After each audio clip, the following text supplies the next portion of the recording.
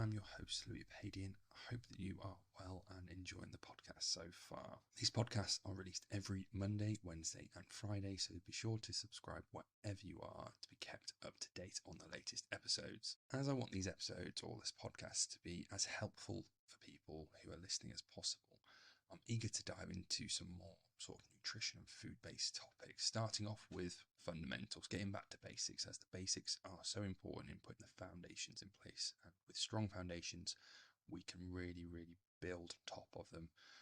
If we're not very clear on those foundations, we don't quite understand them, things can topple down quite quickly. So today we're going to be starting a bit of a mini series again around the foundations of food and nutrition, and how this and understanding these topics can make eating for health, weight loss, performance, and for life a lot easier, more enjoyable, and more sustainable. So let's get started with today's episode on protein. So what we'll be covering today will be what protein actually is, what it actually does, and if you need to have protein within your diet. But before we get too into it, we actually need to understand what protein is. So protein is one of the primary macronutrients. And I know macronutrients is something that some of you may have heard of, but others might not, and that's completely fine because it's just a fancy word for three main nutrients or parts of our diet. And these are things that probably people have heard of before. So protein, what we're going to be discussing today, fats and carbohydrates. Some people may discuss that alcohol is technically another macronutrient, and potentially it is, but further down the line we'll discuss alcohol. But for right now, we'll just look at protein, fats and carbs. So as we know, protein is just a nutrient within food, and it's actually crucial for the structure and function of all living organisms, which will hopefully indicate how important it is. Protein is made up of something called amino acids, which again, you may have heard of, you may have not. We may have heard of branched amino acids or things like leucine or lysine. They're amino acids, but again, that's a whole different rabbit hole that we don't want to get down today, and we'll discuss them in future episodes. So now we have a better idea of what protein actually is. It's just part of our food, and it's made up of these things called amino acids. Do you need it in your diet, and what does it actually do? So protein's roles within the body vary massively, and there's over 10,000 different proteins. And whilst we discuss protein as sort of a group, as protein, when I talk about protein, actually there's individual proteins within the body, and there's over 10,000 of them, and they do things like help with enzymes or create enzymes, help with transportation within the body, hormones production as well, and hormones themselves, antibodies that are involved with immune function, helping with sort of internal signaling within the body, and help with the formation of things like skin, ligaments and tendons. So lots of important roles there. And whilst protein is more known for sort of the role of building muscle within sort of bodybuilding or weightlifting world, that everyone associates protein supplement with just building muscle, which it definitely does. It definitely helps with that, and we'll discuss that as well later on. Also, it has a huge role in managing hunger. And what we found from the research is that protein is the most satiating, so actually blunts our hunger the most out of all of the macronutrients. When we're comparing fats, carbohydrates and protein reduces hunger the most out of the three. So that can really be a huge benefit to play on when you're looking to manage your weight, improve health and performance as well. Another role of protein is that it actually provides energy, as all the nutrients or macronutrients in our body do. So when we're looking at the amount of energy we get for protein, so when we think of protein, we probably think of a food like a chicken breast or a whey protein shake, when actually that whole food isn't made up of the entire food isn't protein. Actually, protein is within that food. So there'll be varying amounts of carbohydrates, fats, and lots of other nutrients in there, minerals potentially. So for every gram of protein within a food, that'll provide 4 calories. And that calories that we can extract and use for energy or other processes within the body. So it provides energy as well, which is an important role.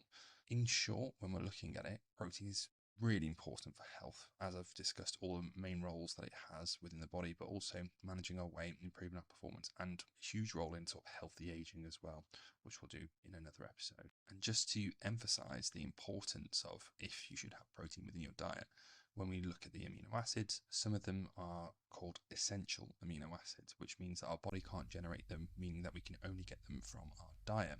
And the word protein actually comes or stems from a Greek word called proteos, which means primary or first of rank, which again signifies how important it is within our diet. Another thing to note is that protein is in a constant cycle of building up within our body and breaking down, sort of always being renewed. So having a steady supply throughout the day is hugely beneficial and has been shown in the research as well. Instead of having all your protein in one serving, actually having it across 3 to 6 servings throughout the day can be a lot more beneficial to us. That's why it's important to have it spread across the day, is because our body needs it to continuously build up and due to it breaking down constantly. So whilst we're talking about the importance of having enough protein in your diet, or making sure that we're having protein, or the importance of having it regularly and what that amount might be, there's actual signs of not having enough protein within our diet that are probably pretty common things you might have noticed. People who've gone on, one of the common things for me is people who've gone sort of crash diets or very low calorie diets. Things like brittle hair and nails is a sign of low protein or low diet quality, protein being a part of that. Strength, if people aren't getting enough protein in their diet, it can obviously blunt any sort of benefits they might get from any training or not training at all. That so can play a part in that. If people are overly hungry, they might not have enough protein in their diet as well, because as I've said, it can help manage their appetite.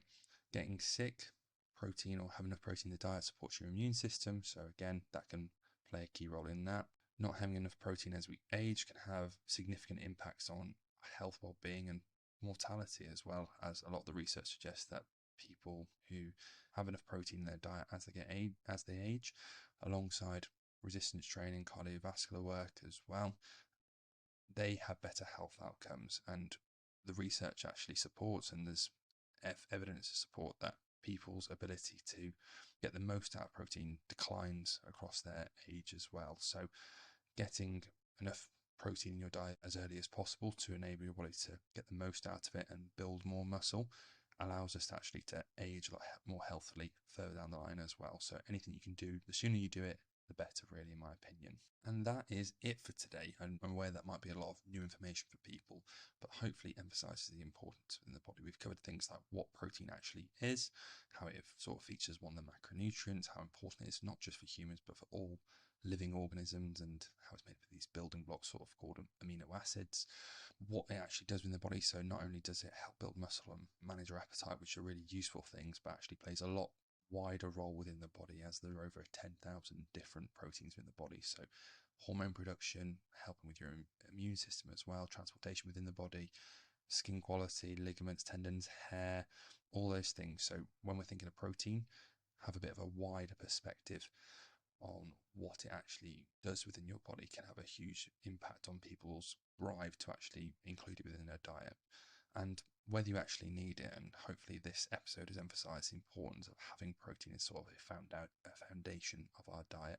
So thank you very much for listening to today's episode of the Balanced Approach podcast. If you have any questions, queries, or would like to reach out to me, please do. I'm at Louis Padian Nutrition, which is at LOUISPADIAN Nutrition, Instagram, Facebook, TikTok, all social media platforms. If you're looking for support in achieving your goals, living a healthier, happier life, or a more balanced life in the process, click on the link below to inquire about working with me in the future. And I look forward to speaking to you on the next episode.